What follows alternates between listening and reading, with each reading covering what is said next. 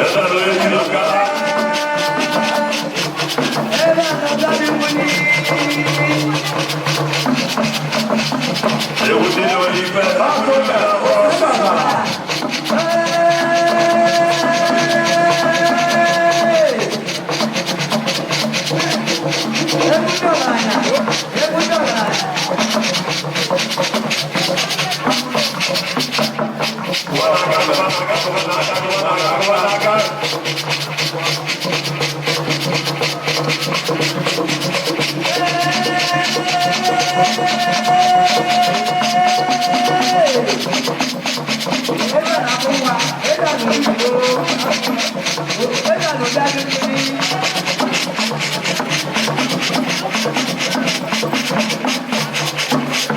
Aduh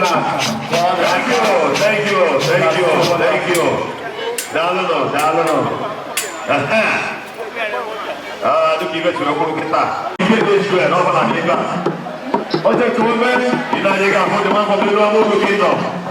Ada mambo uwe donivi. Desi village. Na Nnukwu na Nnukwu. Hapa na mama kita. Oje tuwe.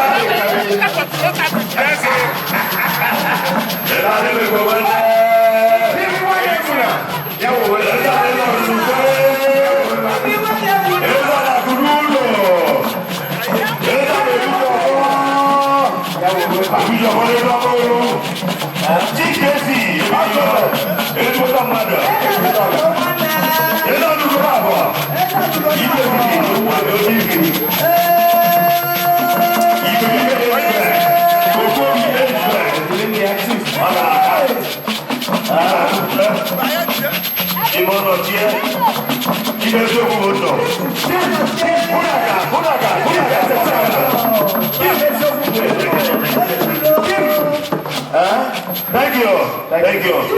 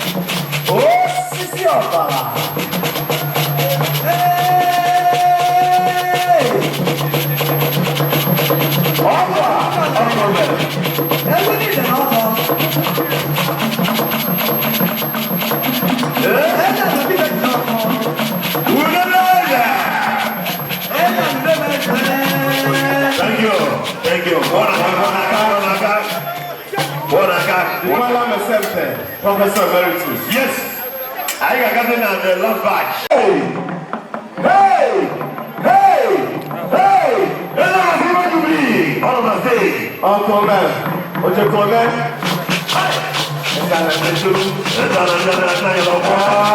It's first step holder.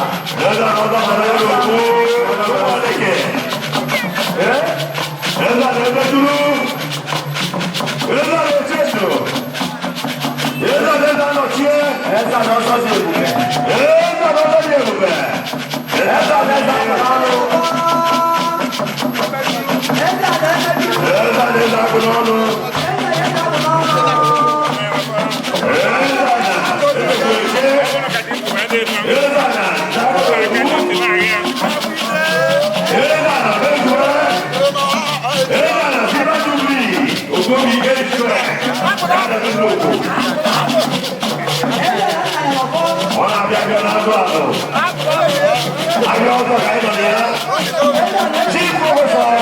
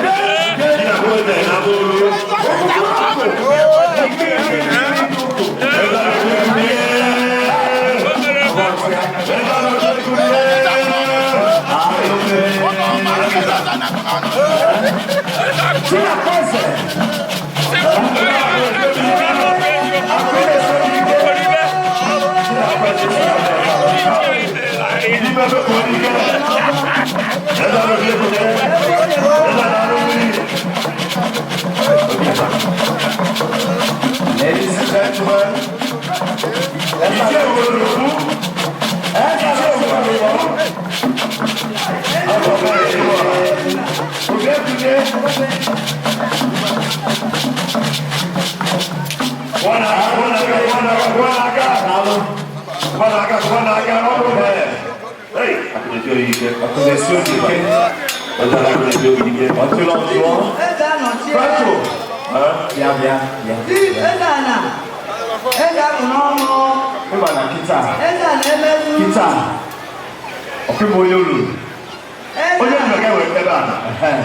ladies and gentlemen, at this juncture, can I introduce and then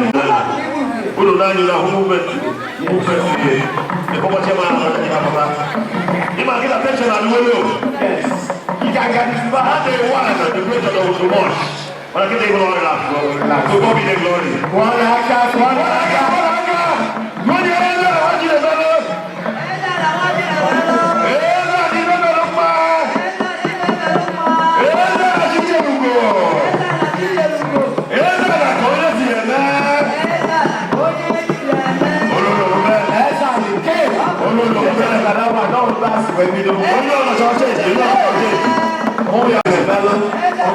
Yes.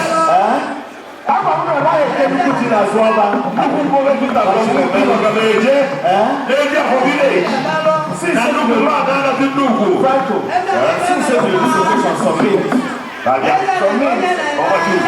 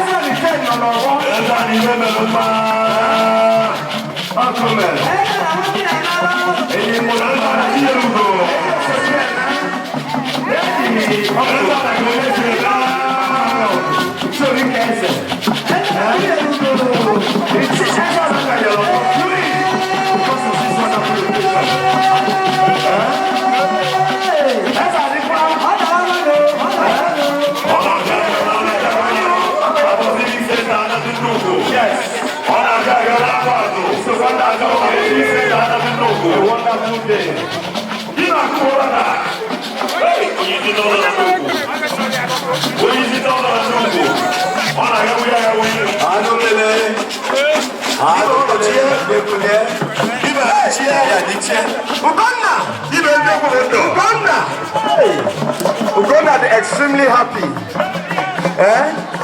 Uganda extremely happy. Hey, like I told you, sincerely innovative. As I became with the first person.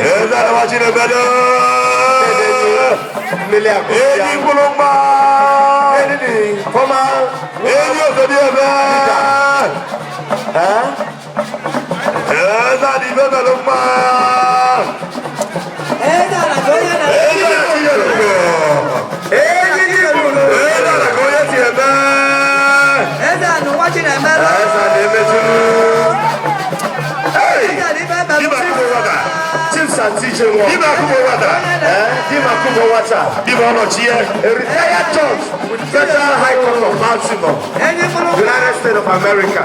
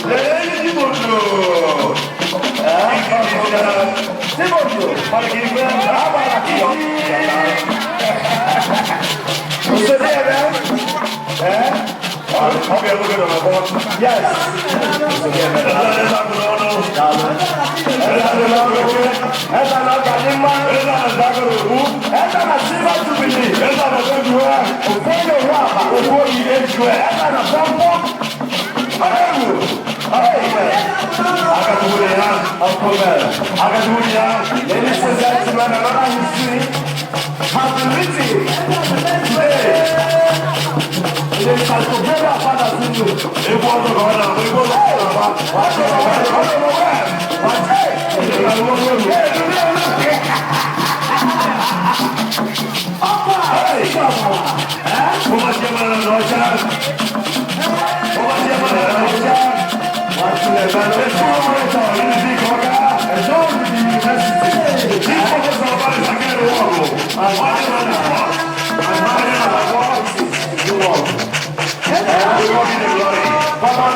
commissioner.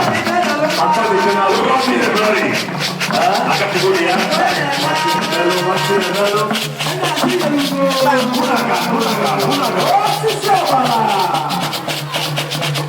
Hey! It's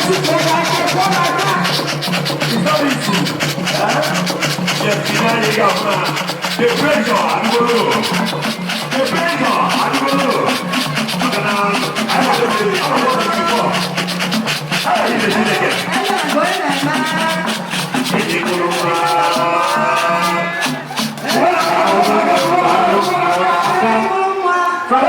Franco, bien. Yeah, we'll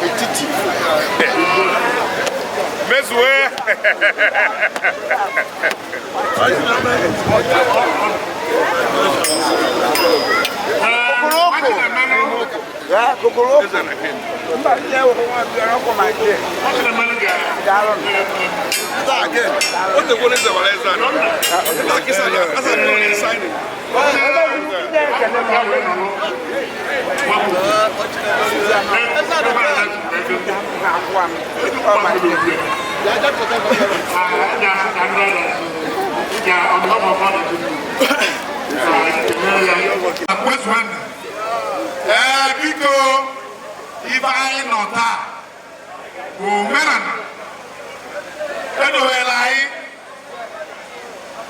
if you are back and I see, can if I name all I can have, as you want to say, Ofuke Woye, Akwea, Ofuke Wolafo, Echini Naga, Namposi, Oye. Oye chicha obiano swapo we Adazi boge meladas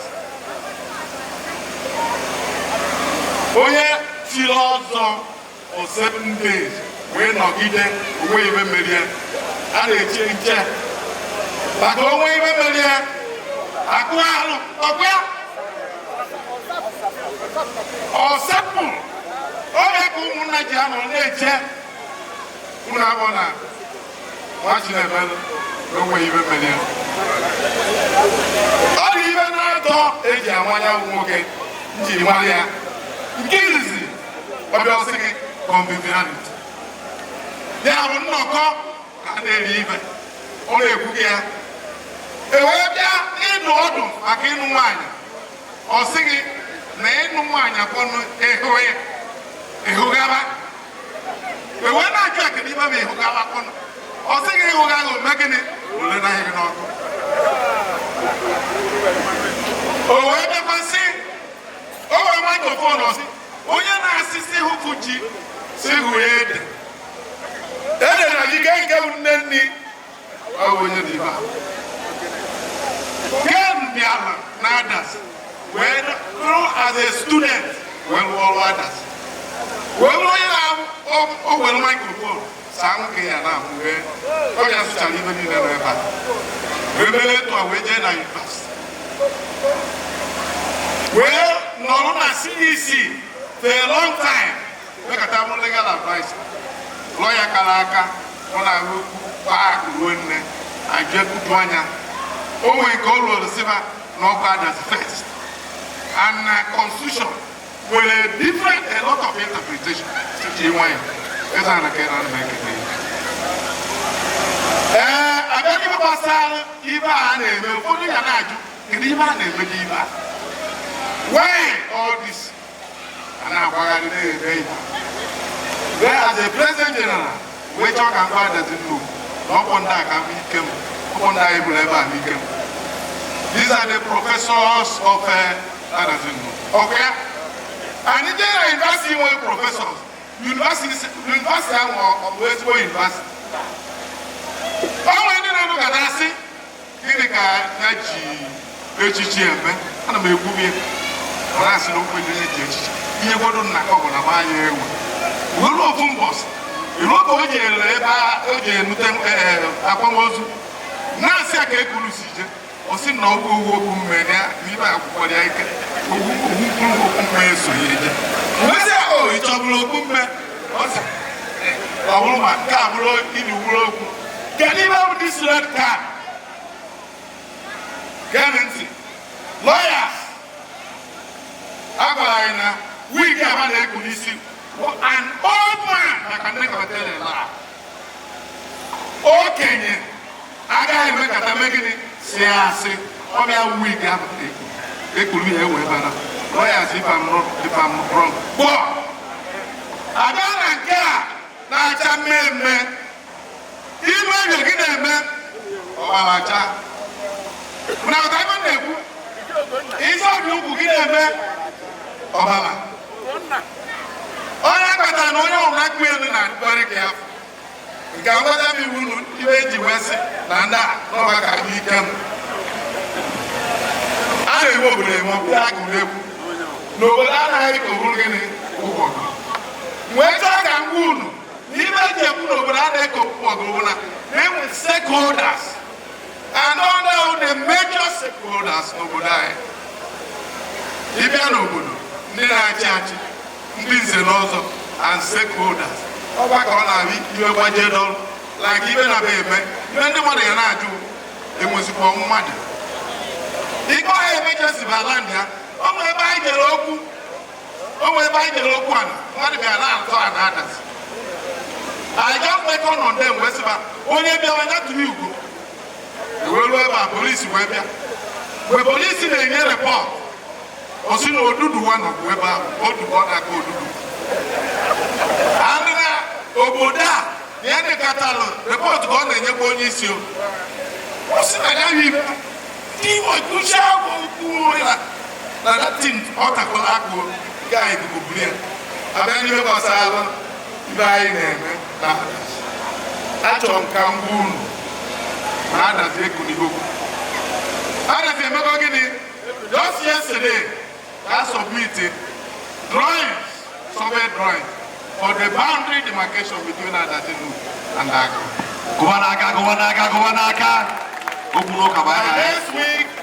By next week, we have given it to lawyers, and we are going to use it to get other areas. Even another Monday, again, I'm not going to tell you. Another Monday, I will go and integrate. Because all our budget, I don't know when it everyone I want to say it. Adazi gini first because you never know. Adazi gini first. Adazi gini first. Makiba angul. Asi ndebo megini. Cha. We no ya acha. We na choka angul. Na program I went for this year. Kuna 2010. I declare winning. Na PG, whether or not we win or on 2010. And then declare, oh yeah, Adama. Okay, na minister, I just submit every night. The commissioner was so surprised. I think you know what he did. Say that doesn't move. I think he had a kidnap. I want to achieve there. Say yes, not I see. Diana knew it. That's why so I are there here on 2010, yeah, on 29. 29, I hear dissolve our house. Well, that by then, I must have been mine as the chairman, as the president general. Then, now, even in I na Adazi Nnukwu so na ndị a na-ekwu na enwere nso na mgbagba niile wee na-ayọ ndị nze na ọzọ unu nye aka ka anyị ga-enweghị nsogbu o nwoke na-agụ egwu isi na-agụ eji igwu si na oye niile gwụrụ akpọ na-ekwe oye niile wee bụra ọ bụ na ibedu nwa azọba nsogbu Now, we are trying to integrate. Living in a guy with not any mud. I will not go die. Now, forever. And I can't teach a go guitar. I had to go in Liberia, record the church from Monday, from today, or another level in terms of contribution and development of Adazi. That's one I gave him. No tear, no way now. But I like bow and go. Bow and go. So not those. So now I'm achieving others. Neither was a scholarship of our PNC. The other was security of our PNC. Once each year, by another class. So now I'm making noon. When I'm good, now our community secondary school, I want to announce that this year, students in community secondary school made the best result when you award now. Even the principal, when I come, no child does it. No chance was your mom. The other was the population beginning to work. Because I didn't have this year I put at 7,000 per person. And that doesn't move. That needed labor. They go to the I for indigenous. So now, even was other school, they are Indian and we are trying and making endings and making endings. This is a caricature. And even if they are one of my over, so now I'm making no nasi. This is why I do no one. Oh, I do no man. So when I say I can't be as a gaga, where if you are by didn't know I will meet in an on now, and I said, oh, one day, many men, so I'm not going to buy a baby. So I know my we are going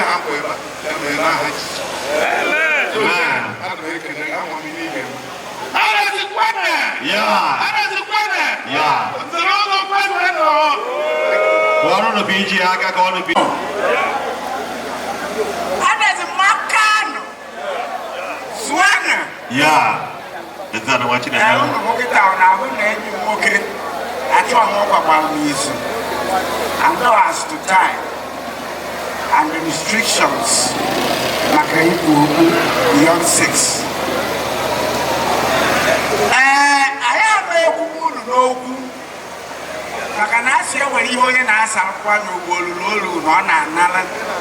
but today I wrote for speeches. First, can you go to talk for making this day possible? Then Adazi Nnukwu I don't have fathers in Nnukwu. And incidentally, I'm one this place. I grew up knowing me better others. You are man on West. Besides, you are for village. Which is also a central place here. Added to that, that's in the war. On our mother do as I said, Niana, and say, oh no, let me to the mother. Say, I need a war. How the roads to the riders will lead you to our house. What I won't get, I started as a small boy as only others. I've done this job before I joined the university. And I've served this town. I don't care of this town for 6 years. Before I'm an advisor for another 6 years. My summary of my presentation. But I think that society. We have others. Traditionally and otherwise. Who gain a history of Nigeria, who just Sikh, below for think of Africa when he was young. Oh, senior, what I thought to think of West Africa.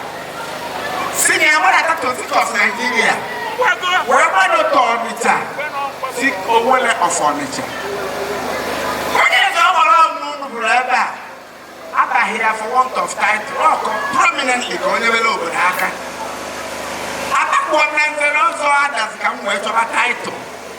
I came in well made, and that one on me, I've been not only number barrister, but a very established one. With good practice.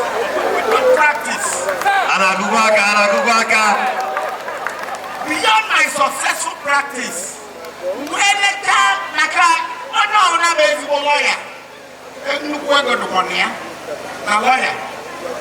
So many few lawyers on Nigerian account, because he will not give me a W. I don't know what I'm not a when I started, I can say, I'm lead me to 90 years. And the young Kuzi, which has been my vocation, I like mentoring people. Professor Nwogu, I left practice and went to teach. And rose, I got 3 degrees. Law was my 4th degree. I'm in sociology, I'm in anthropology, I'm in international labor relations. We're there in law. We're 4 degrees in law. So someone who only Nigeria is 7 degrees. I'm in 4 degrees in law. We're a professor to satisfy my actual quiet life. We're a professor. Where's nobody that does the others? PJ who's even in Agri, but why does he born? Manahaza. As a woman, one guy that only in Ghana, one local government chairman. All of the local government is all 20. And then on the other, 16. Let the other people 4. 16, 20, and 16. Yes. Over every year, and my man was only one pass and okay. As we speak today, the others in the Bishop every year, one and less than 20. Less than 20 this year alone, and 30. Very wonderful. Not only that, somewhere need and let us see them at wow. And what on my personal scholarship on Adazi. Every year, personal scholarship. Now, Adazi less than 10. Less than 10 every year.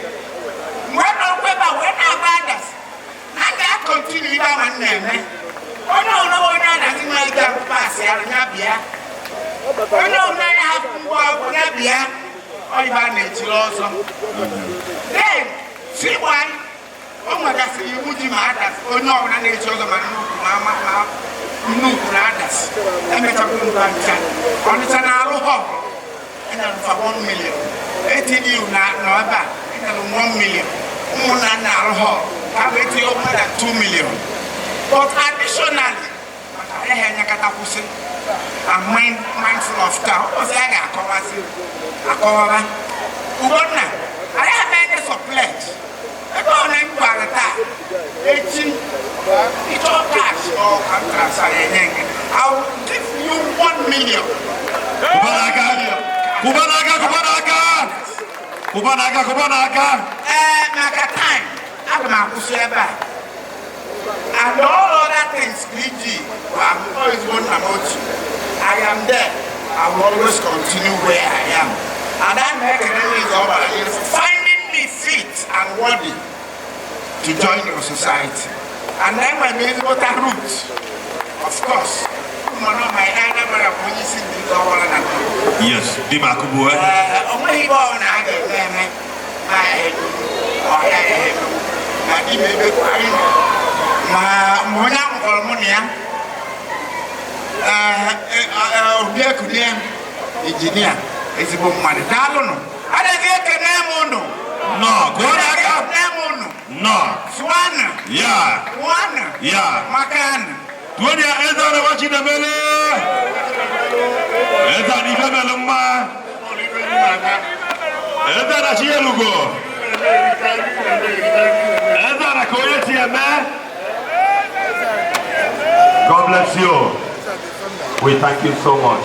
He spoke so wonderfully. A good citizen of Adazi Nnukwu.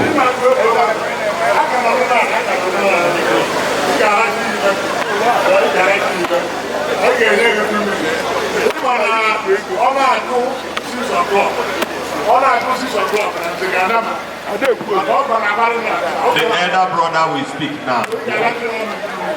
The elder brother of the Ezanamachinabelo will speak. Chief TJ Nwogu. Dim Akubo Mata. Go ahead.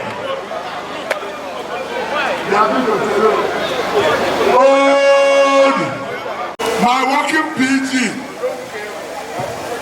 This is our Ekenemunu. This is Ekenemunu. Dim Akubo, and you never. Ekene. Neni. Ekene. Adazi Ekenemunu. Dim Akubo, because Nwogu. Makana. Of a mobile casisi kwa. Kalata. And my brother, now I like it. Kalata, my little brother.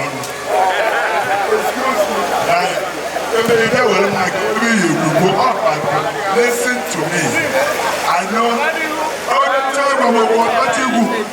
Microphone. But all the expensive microphone now. Because not to forget. When I know anywhere one them work PG. Also, Nankia, it's all cash. In that way, what I hope you know, it's all cash. Not to forget. Never will go on. How come whatever when I support as I imagine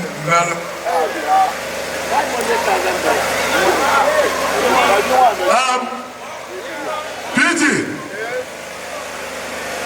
I will go to Nambuda. I will go to Nototo.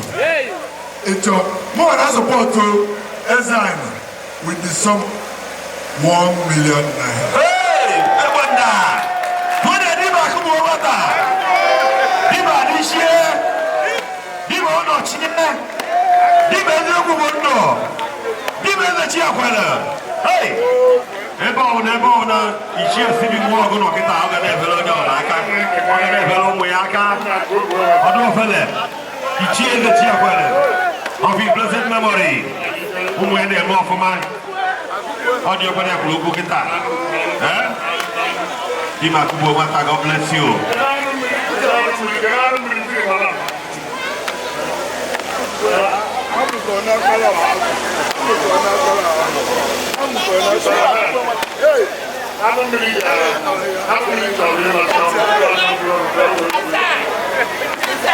Chief Site Engineer Demian Okafa and man, we take up the microphone. Let's listen. Yeah. Man.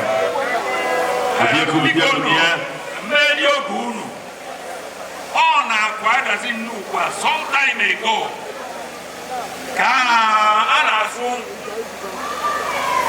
Afọ onye chiri ọzọ na-azụ afọ. The late Adama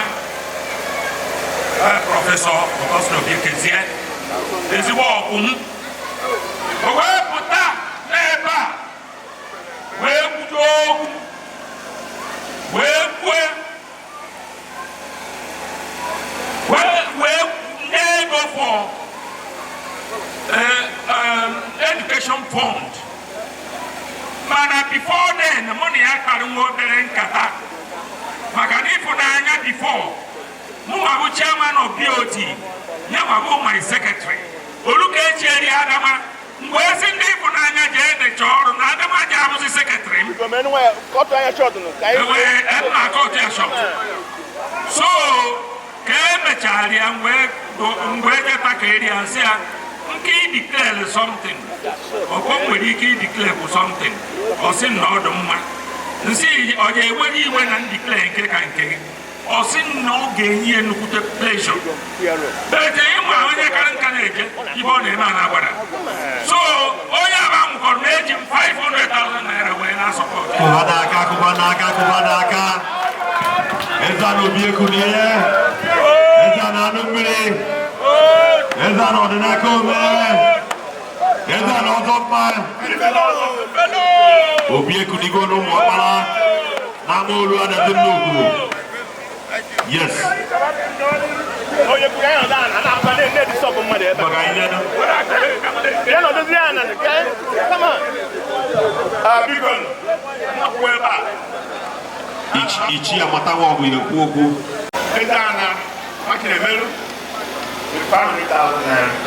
Hey, Ibanda 20 each one of the founders of the NDU USA branch. It's your girls there, it's your Matawa. Yes. I don't go for it. I won't be able to be on Who got anybody here? Who got anybody here? Okay, my parents went on. Yes.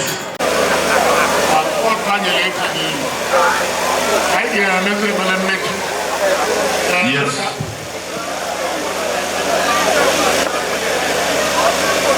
So, Nico, I can remember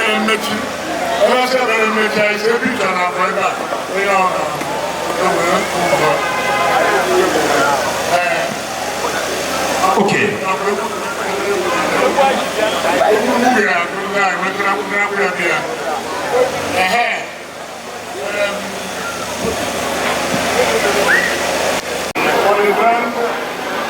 Supreme subordinate.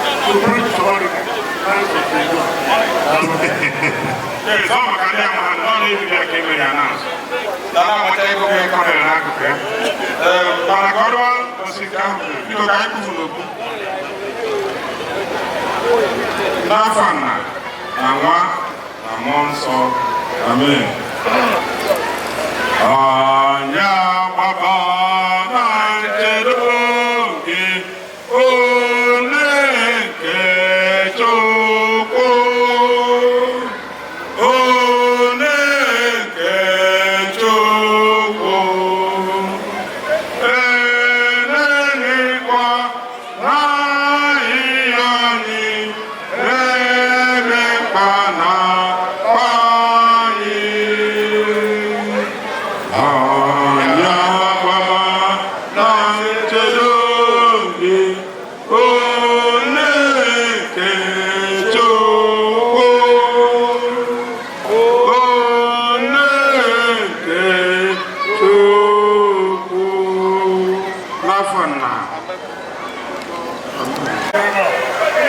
So, ladies and gentlemen,